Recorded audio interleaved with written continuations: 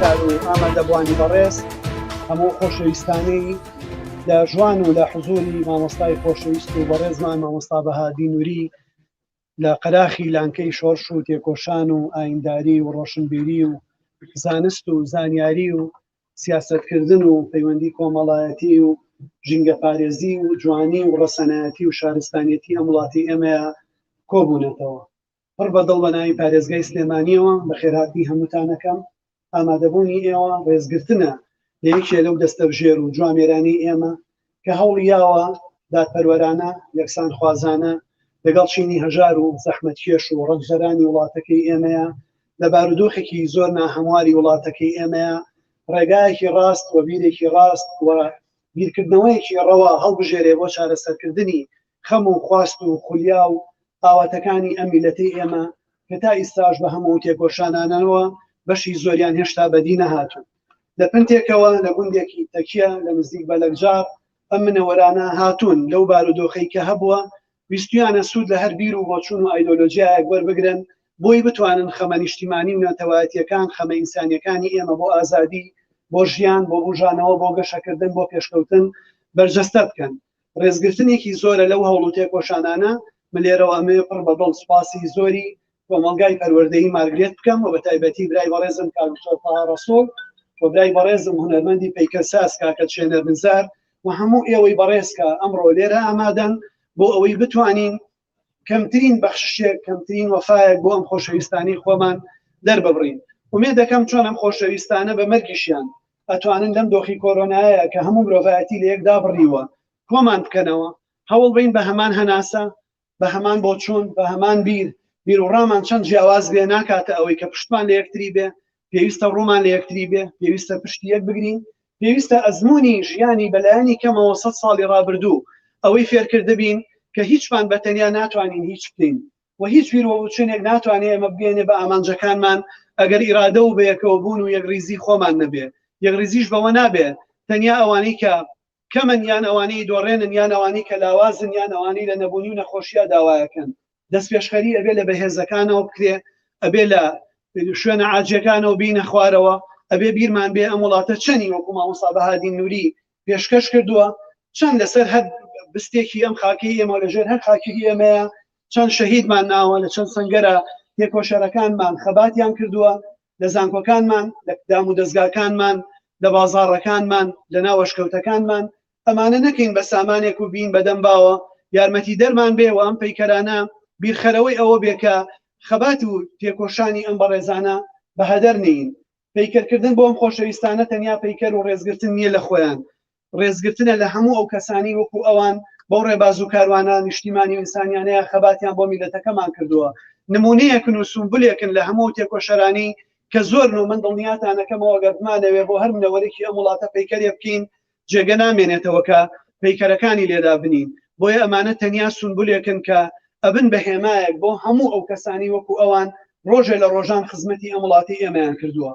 قەراخر ئاوەدان بێ ڕۆحی مامۆستای بەڕێزمان شاد بێ ومێ دەکەم ئەو کاروان و ڕێچکە و ڕێبازی دەستی پێ کردووە کۆبوونەوەی ئێوە کە بەشێکی زۆرتان لە دەرەوەی قەراغ جارێکی ترهاتونەتەوە ئاوەدانی ببەخشێتەوە بێرە و هەموو ئەو بەڕێزانی هەوڵیان ناوەکان کارانە بکەن سەرکەوتوو بن میلەتەکەمان بگا بەو ئامانج و خولیا و حەزانەی کە هەیەی ئێوەی بەڕێزیش شاد و سەربەرز و سەرکەوتوو بن.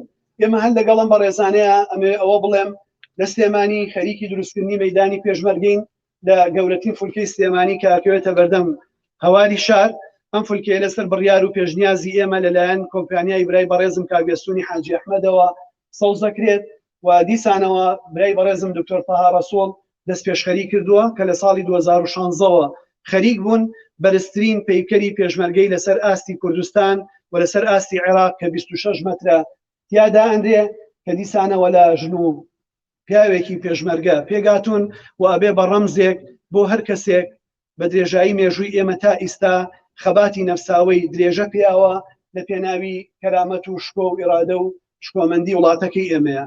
جارێکی تر زۆر سپاس بۆ هەموو لایەک.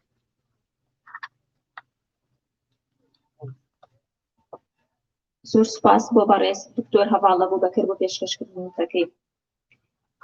وتاری حیزبی شوعی کوردستان لەلایەن هاوڕێ عوسمان زیندانی پێشکەش دەکرێت با بفەرمێ.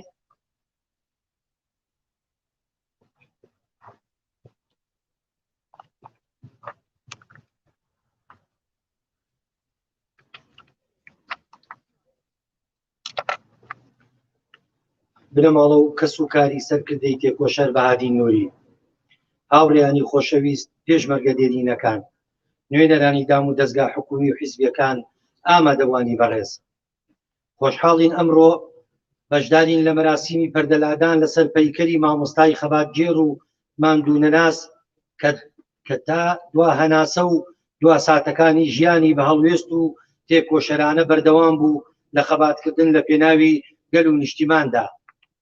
لەم بۆنەیەدا کە بۆ ڕێزلێنان و شکۆدارکردنی مێژووی مرۆڤێکی شوعی و دیموکرات خواست ڕێکخراوە بە دروستکردنی پەیکەرێک لە نێو زێدی باو و باپیرانی خۆیدا و لە هەمان کادا لە مەیدانی کار و تێکۆشانی دادانراوە وەک ڕەمزێک بۆمانەوەی دەرس و هەڵوێستەکانی هاوڕێ بەهادی نووری بە زیندوی و چاولێکردنی بۆ نەوەکانی داهاتوو. ئەم بەرهەمە هونەری کاکە چێنەر نزار کە جێگەی ڕێز و پێزانینە و لە هەمان کاتیشە لەلایەن کۆمەلگای پەروەردەیی مارگرێت و بەڕێز دکتۆر تەها ڕەسوڵەوە تێکۆشەرانی شوعی و نیشتیمان پەروەرانی گەلەکەمانیان هەمیشە لەبیر بووە و بووەتە بەشێک لە پرۆژەکانی کار و چالاکیەکانیان جێگەی سوپاس و پێزانین و دەستخۆشی لێکردنە. ئازیزان، ئەمڕۆ لە قەرەداخی لانکەی شۆڕش و خەبات لە مەیدانی خەباتی شوعی شۆڕشگێڕەکانی ناوچەکەدا پەیکەری مرۆڤێک لە خاکەکەیدا دادەنرێ، دەمێکە حیکایەتی دێرینی تێکۆشانەکەی لە ناو دڵ و دەرونی خەڵکەکەیدا نەخشاوە و لە نێو قەتپاڵی شاخ و دۆڵی دەشتی ڕەنجیندا ڕەگ و ڕیشەیدا کوتاوە و بۆتە هەوێنی ژینگەیەکی کۆمەڵایەتی پێشکەوت و خواست بۆ خەڵکی ناوچەکە، بۆتە قوتابخانەیەکی تێکۆشان بۆ نەوە دوایینەوەی گەلەکەمان کە سەرباری بوونی دەیان ڕەشەبای شومی دیکتاتۆری و تاگڕەوی و زریانی ناوخۆیی نەیانتوانی وەداری ئازادی بە تۆفانی بێڕەحمەیان بلەرزێن و کەناری بخەن.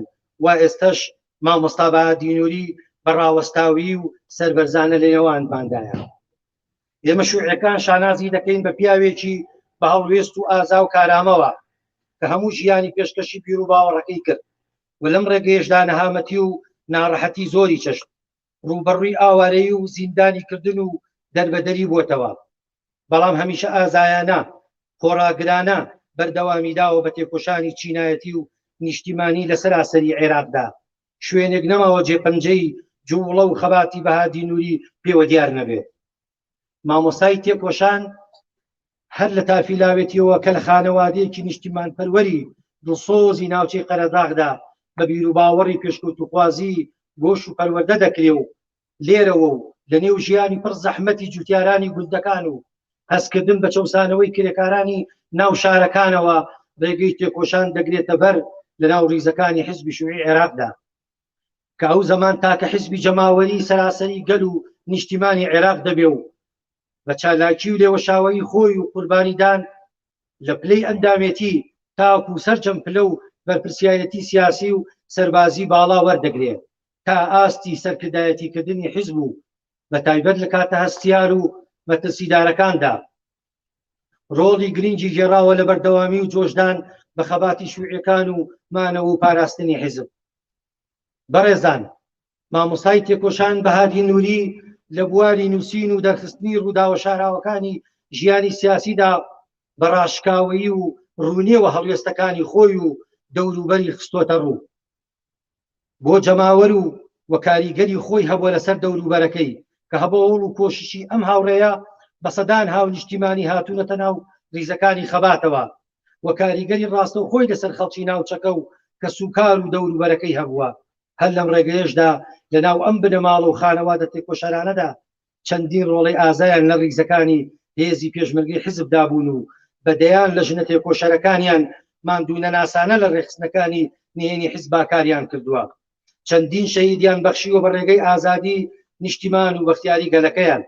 هەر بۆیە لەم بۆنەیەدا سەری ڕێز و نەوازشدا دەنەوێنین بۆ بنەماڵی شەهیدان، سڵاوی ئەمەک و وەفا دەنێرین بۆ سەرکردەی تێکۆشەر مامۆستا بەهادی نووری وەکە سوکار و بنەماڵە سەربەرزەکەیان و بەڵێن دووپا دەکەینەوە بۆ خەڵکی ناوچەی قەرەداغ و بۆ سەرجەم گەلەکەمان کە حیزبی شوعی کوردستان هەمیشە بە ڕاستگۆیی و دڵسۆزانە بەردەوامی دەدا بە خەبات لە پێناو ئازادی یەکجارەکی نیشتیمانەکەمان و بەدەستهێنانی عەدالەتی کۆمەڵایەتی و یەکسانی لە ناو کۆمەلگادا. دووبارە دەستخۆشی لەسەر جەم کارمەندانی مارگرێت و بەڕێز دکتۆر تەها ڕەسوڵ بۆ وفاداریان بۆ تێکۆشەرانی گەلەکەمان. کۆمیتەی پارێزگای سلێمانی حزبی شووعی کوردستان ئێوە ژەر ساڵ و سەلامەت و پارێزراو بێت.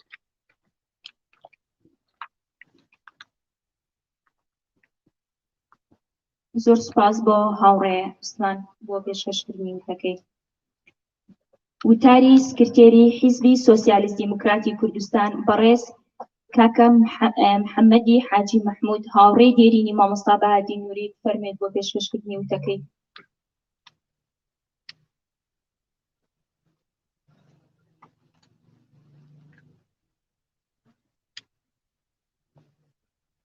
ئەمەدا وانێ بەڕێز لە ماڵەی مامۆستا بەهادین مامۆستا عەلا هاوسەنگەر و کەسوکار و ئامادەبانی شارۆچکەی قەرەداخی تێکۆشەر و لانکەی خەبات و پێشمەرگە و تێکۆشەران قەرەداخی هونەر و پێشکەوتن. ئەمڕۆ لێرەدا بۆ بووینەتەوە بۆ پەیکەری پیاوێک ڕاوپڕ لە تێکۆشان لە خەبات لە فیداکاری لە گوندێکی بچووکی قۆپی قەرەداخەوە گەیشتە بەغدا، گەیشتە مەسکۆ، گەیشتە هەموو چیاکانی کوردستان. پیاوێک لە خەبات و تێکۆشان ئازا و لێهاتوو. مامۆستا بەهادی نووری توانی لە پەنجاکاندا زیاتر لە ملیۆنێک خەڵک بێنێتە سەر جادە لە بەغداد. توانی گەورەترین خۆپیشاندان بکات بە هەموو دنیای سلمان. مامۆستا بەهادی نووری پیاوێکی تێکۆشەر ڕەنگە بەشی ئەوە نەبێ کە من لێرەدا بە 34 وشە باسی خەبات و تێکۆشان و فیداکاری و لەخۆبردووی و قارەمانێتی و دڵسۆزی ئەو پیاوە گەورەیە بکەم. مامۆستا بەهادین نەک تەنها لە بواری نووسین و لە بواری ڕێخستن و لە بواری وەک پیاوێکی گەورەی جیهانی لەو ناوچەیەدا سەری هەڵدا. مامۆستا بەهادین لە خەبات و تێکۆشان و بەرامبەر بڕژێمی بەعەزدا لە ڕێزی پێشەوە بوو. ڕەنگە زۆرتان لەبیرتان بێ لە ئەنفالەکانیشە ئاخر کەس بوو کۆپی قەرەداخی بەجێهێشت و ڕووی کردەوە شاخەکانی کوردستان. واتە مامۆستا بەهادی نووری دەورێکی گرنگ و کاریگەری لە بزوتنەوەی نیشتمانی عێراقی و بزوتنەوەی ڕزگاری خوازی کوردستان و لە هەموو بوارە جیاجیاکانی ژیاندا هەبووە. بۆیە من لێرەوە سوپاسی کاک دکتۆر تەها و مارگرێت و پەیکەرتاشی بەڕێز کاک سینەر و هەموو لایەکەکەم کە هەمیشە تێکۆشەرەکانی خۆیانیان لەبیر بووە، هەمیشە هەوڵیان داوە بە زیندوێتی بیانێڵنەوە. ڕەنگە مامۆستا بەهادینەوە قەترەیەک بێ لە دەریای خەبات و تێکۆشان و وەفای پیاوێکی تێکۆشەر بۆ مامۆستا. بەڵام مامۆستا لە دڵی هەموو تێکۆشەیەکدا هەمیشە زیندووە. من مامۆستا نزیکەی 40 ساڵ خەبات و تێکۆشانی شاخ پێکەوە بووین. لەو ماوە دوور درێژەدا کە پێکەوە بووین ڕەنگە مامۆستا هەمیشە هەندەر بووە بۆ یەخستنی ڕێزەکانی هەموو هێزە سیاسیەکان و ڕەنگە باجی ئەوەشی یابێت کەوا هەوڵی یەخستنی ڕێزەکانی داوە. بۆیە من پێم وایە مامۆستا هەرچەند ئێمە باسی بکەین ناتوانین باسی ئەو خەبات و تێکۆشان و فیداکاریەی مامۆستا بکەین. ڕەنگە خەڵکی قەرەداخی تێکۆشەر زیاتر شایەتی ئەو تێکۆشانە بەردەوامە دوور درێژەی بۆ بدەن و بۆیە من جارێکی تر هاوخەمی بنەماڵەکەی و کەسوکاری و هاوسەنگەرانی و هەرشاد و سەرکەوت و سەرفراز بن.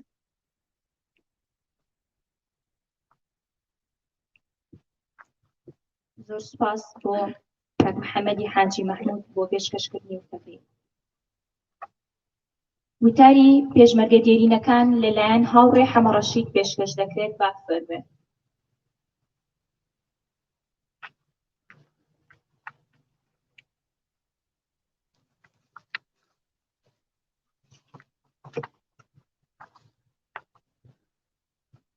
ئامادەبوانی بەڕێز بنەماڵە و کەس و کاری سیاست مەداری گەلەکەمان مامۆستا بەهادی نووری.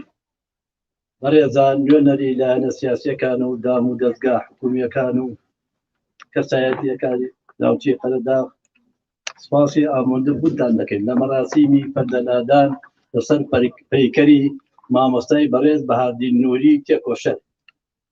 پێمان خۆشە سپاسی زۆری برای بەڕێزمان دکتۆر تاها ڕەسوول بکەین کە ئەرکی کێشا بۆ دروستکردنی پەیکەری مامۆستا بەهادی نووری. دکتۆر تاها ئەمە یەکەم جار و یەکەم ئیشی نییە و چەندین پەیکەری بۆ کەسایەتی سیاسی و ڕۆشنبیرەکان دروست کردووە، وەک پەیکەری سیاستمەداری گەلەکەمان مامۆستا ئەحمەد بانی خێڵانی لە شارچکەی دەربەنخا. بەڕێزان مامۆستا بەهادی لە سەرەتای داوێتیەوە ئاشنای سیاست بووە، پەیوەندی کردووە بە ڕیزەکانی حزبی شیعی عێراقەوە، بە توانا و لێهاتووی خۆی چەندین پلەی حزبی بڕیوە و تا گەیوەتە سکرتێری حزب لە کۆتاییش لە کاردا لە سەرەتای پەنجاکانە لە سەدەی ڕابردووە. جێدەستی دیار بووە لە ڕێخستەکانی حزبی شیوعی لە کوردستان و عێراقدا، چەندین جار تووشی ڕاودولان و زیندانی کراوە لەسەر هەڵوێستەکانی. لەو پێناوەشدا ئایدە یاسینی هاوسەری ئەندامی سەرکردایەتی بووە لە ساڵی 1970 لەلایەن جەلادەکانی بەعسەوە دەگیرێ و شەهید دەکرێت. تا ئێستای لاشەکەی نادیارە. مامۆستا بەهادین سەرکردەیەکی دڵسۆز و لێهاتوو کۆڵنەدەر بوو. لە هەموو ڕوودا و گۆڕانکارەکەی لە هەموو ڕوودا و گۆڕانی ڕژێم یەک لە دوایی یەکەکانی عێراقدا هاوڕێ بەهادین سەرکردایەتی ڕێکخراوەکانی حزبی کردووە. بەهادی نووری ناسراوە بە ئەبوو سەلام باوکی سەلام، سەرکردەیەکی دیاری ناو گۆڕەپانی سیاسی کوردستانی عێراق بوو. هەروەها بە ڕێزی بەشداری شۆرشی ئەیلور و شۆرشی نوێی گەلەکەمانی کردووە. سەرکردەیەکی بەتوانا و خاوەن هەڵوێستی خۆی بووە. لە شۆرشی نوێدا ئەنداوی مەکتەبی سیاسی بووە، ماوەیەکی بەرپرسی مەکتەبی عەسکەری حزبی شیوعی بووە. لە ساڵی 1982 دەکرێت بەرپرسی مەڵبەندی سلێمانی و کەرکووکی حزبی شیوعی عێراق. ئەو درێژەی ئەو داڕێژەری بەرنامەی سەربازی بووە، سەرکردەیەکی شۆڕگەری بەتوانا بووە لەسەر ئاستی کوردستان، سیاسەتمەدارێکی ئاشتیخواز بووە. ماوەی ساڵێک دەبێ مامۆستا بەهادین کۆچی دوایی کردووە، ئەو موچەی کە هەی بووە بڕاوە، هەتا ئێستا موچەی بۆ نەبەسراوە، دەڵێن بە نایاسایی خارنشین کراوە. بەڕێزی زۆر جار لە نووسینە ڕەخنە ئامێزەکانیدا دژی کاری نایاسایی نووسیوێتی. بەڕێزی بەردەوام هەوڵی داوە بۆ چەسپاندنی یاسا لە کوردستان و عێراقدا. بەڕێزان جارێکی دەی سپاسی دکتۆر تەها دەکەین، دەبایە حکوومەتی هەرێمی کوردستان پەیکەری بۆ سیاسەتمەدارەکانی وەک عەزیز محەممەد و مەلا ئەحمەد بانی خێڵانی و بەهادی نووری و چەندین کەسایەتی سیاسی تری دروست کردا لە شوێنە گشتیەکان بە تایبەتی لە زانکۆکانی کوردستاندا دروست کردایە بۆ نووسین و ڤیدیۆوەرەکانیان لە زانکۆکان سوودی لێوە بگیرایە. بەڕێزان وەک ئاگدارن وەزعی بێکاری و خراپی ڕووی کردووەتە خەڵکی کوردستان. سعری خۆراک و سوودەمەنی و پێداویستی ڕۆژانە ڕوو لە زیادبوونە، موچەش هەر لە شوێنی خۆیەتی. داوا لە حکوومەتی هەرێمی کوردستان ئەکەین بە زووی چارەسەری ئەم گەرانیە بکات و نرخی بەنزین و سوودەمەنی پێداویستی ژیان هەرزان بکرێت، وەک بەغدای لێ بکرێت. داواکاریشین بە زووترین کات موچەی شایستەی خەبات و تێکۆشان و ماندووبوونی مامۆستا بەهادی نووری دابین بکرێت. مامۆستا بەهادی نووری بە سادەی و بە خاکی ژیان لە ناو خەڵکا بەسەر برد. منەکەیشی هەر بە سادەی بوو لە ناو خەڵکیدا. مامۆستا بەهادین دوای خۆی 3 کوڕ و 3 کچ و هاوسەرەکەی بەگەیشتووە، هیوای تەندروستێکی باشیان بۆ داخوازی. لە کۆتاییدا سەری ڕێز نەوی دەکەین لە ئاست پەیکەری مامۆستای مرۆڤایەتی بەهادی نووری و هەموو سیاسەتمەدارانی کۆچکردو شەهیدانی ڕێگای ڕزگاری نیشتیمان. ئێوەش هەر شاد و سەربەز و سەرکەوتوو ئەنجومەنی باڵای کۆمەڵی پێشمەرگە دێرینەکانی کوردستان.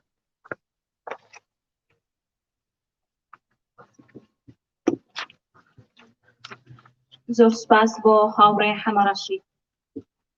ئێستاش وتاری بنەماڵە لەلایەن کوڕی مامۆستا کەمان بەهادی نووری دەخوێنرێتەوە. با بفەرمێن.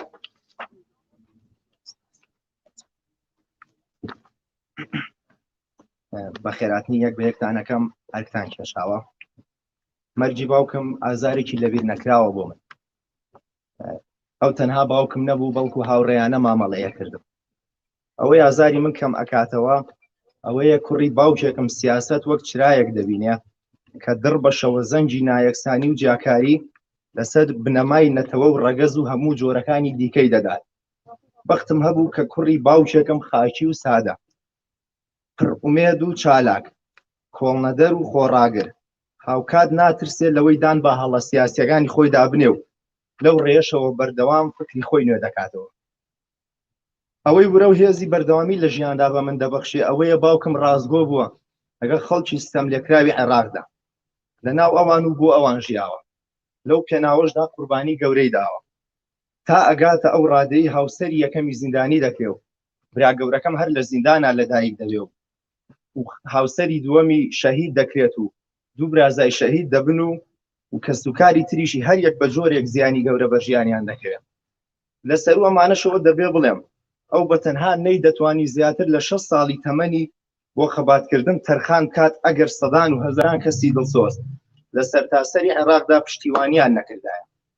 چاکە و دڵسۆزی زۆرێک لەم خەڵکەی لە کتێبەکانیدا تۆمار کردووە و لێرەوە سپاسی یەک بەیەکی ئەو کەسانە ئەەکەم کە بەسەر و ماڵیان هاوکاری باوکم بوون و بێ ئەوان ئەستەم بوو باوکم مێژوویەکی شکۆدار لە ژیانی سەختی خەباتجێڕی بۆ خۆی تۆمار بکات و بە تایبەتیش خەڵکی قەرەداغ و ئامادەبوونی ئەوەی بەڕێزیش هێندەی تر لەو خەمەمان کەم دەکاتەوە پێزانینمان هەیە بۆتان و زۆر بە تایبەتیش سپاسی بەڕێز کاک دکتۆر تەها ئەکەین بۆ ڕێخستنی ئەم مەراسیمە و گرتنە ئەستۆی پەیکەرەکە و ڕۆڵی کۆمەڵگەی پەروەردەیی مارگرێت بەرز دەنرخێنین و سپاس و خۆشەویستیمان بۆ هەموو ئەوانەی لەگەڵمان ماندوو بوون بە خێراتن سەرچاومان.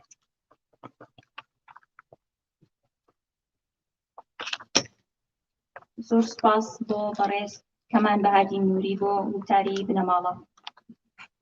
ئێستاش هاوڕێی سەردەمی ئەنفالەکانی ناو کۆپی قەرەداغ مامۆستا ڕزگار لێرەیە بۆ پێشکەشکردنی وتێ.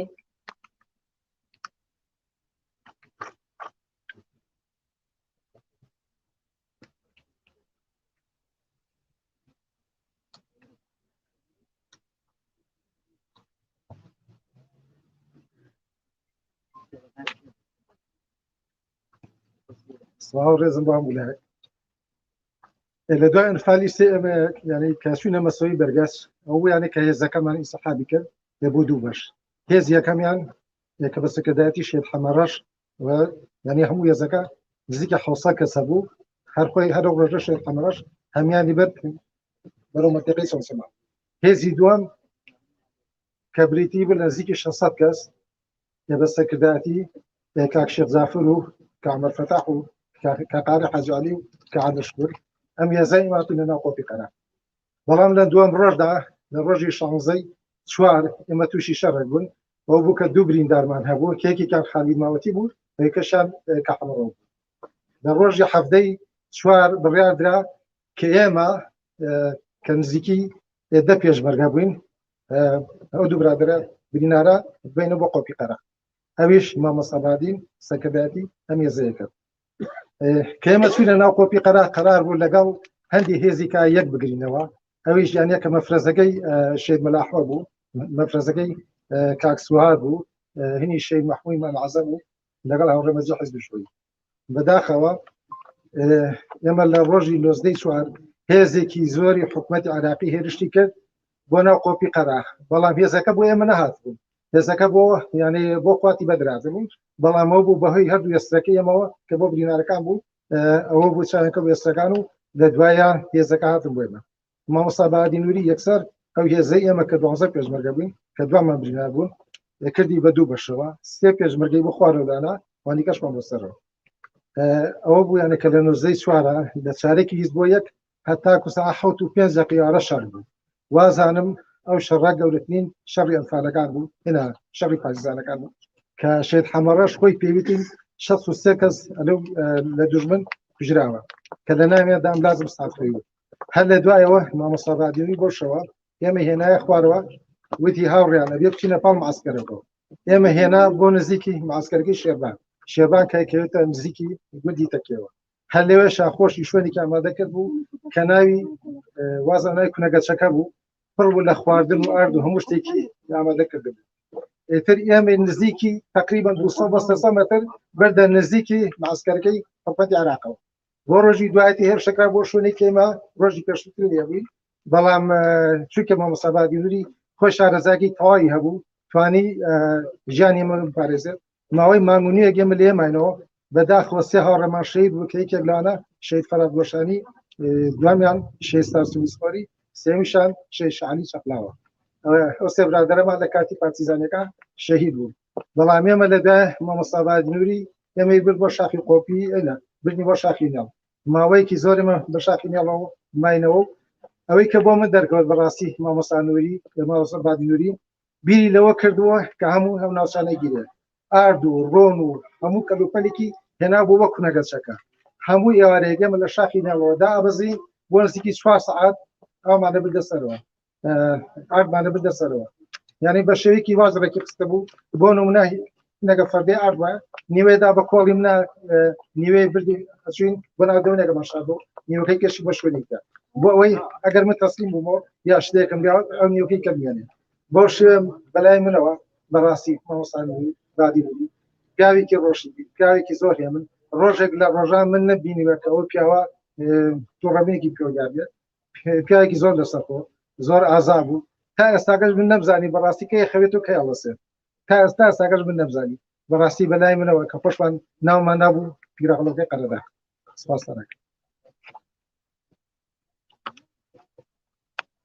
زۆر سپاس بۆ مامۆستا ڕزگار بروسکێک لەلایەن ڕێکخراوی گەشەپێدان و ڕووناکبێری قەرەداغ ئێمەی سەرۆک و ئەندامانی ڕێکخراوی گەشەپێدان و ڕووناکبێری قەرەداغ خۆشحاڵ بووین بە بەشداریکردنمان لە لادانی پەردە لەسەر پەیکەری سیاسەتمەداری گەورەی گەلەکەمان و سکرتێری حیزبی شووعی کوردستان مامۆستا بەهادی نووری دەستخۆشی لە کۆمەڵگەی مارگرێت دەکەین بۆ ئەو دیارێ بەنرخەی بۆ خەڵکی قەرەداغ هەر بژین سەرۆکی ڕێکخراو دلێر شێخ مستەفا 23 دەی 2021